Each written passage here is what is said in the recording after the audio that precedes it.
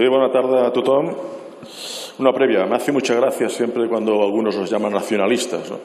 Cuando los herederos ideológicos de la Una Grande y Libre, los herederos ideológicos del bando nacional, los herederos ideológicos del nacionalcatolicismo, parece que en España ya no hay nacionalistas españoles, y yo pienso que hay muchos y han cambiado muy poco. Muchas gracias.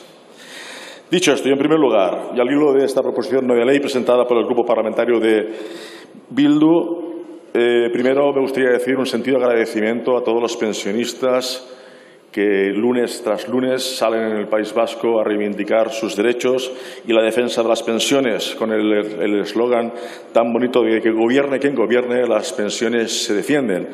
De hecho, también salen grupos de pensionistas en todas las ciudades, también en Tarragona, también en Cataluña, también en el resto del Estado, de los diferentes pueblos a defender sus pensiones porque las ven amenazadas y es lo que tenemos de superar. También en Francia donde el eslogan no es gobierne quien gobierne, las pensiones se defienden, sino es on la Sherian, on la Sherian, on la Sherian, que quiere decir no cederemos nada, no cederemos nada, no cederemos nada.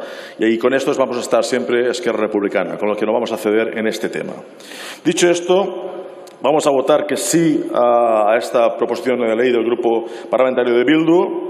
Si bien es verdad que nuestras propuestas van mucho más allá y las expondremos, pienso que cuando corresponda, después de haber escuchado al ministro Escrivá, el ministro de Inclusión, Seguridad Social y Migraciones, que comparecerá el día 27 de febrero y el 5 de marzo, y es donde nosotros vamos a explicar nuestras propuestas y a ver si llegamos a un acuerdo en un tema en el cual no vamos a ceder. Lo decimos ya aquí. Con Pacto de Toledo o sin Pacto de Toledo, las pensiones se defienden.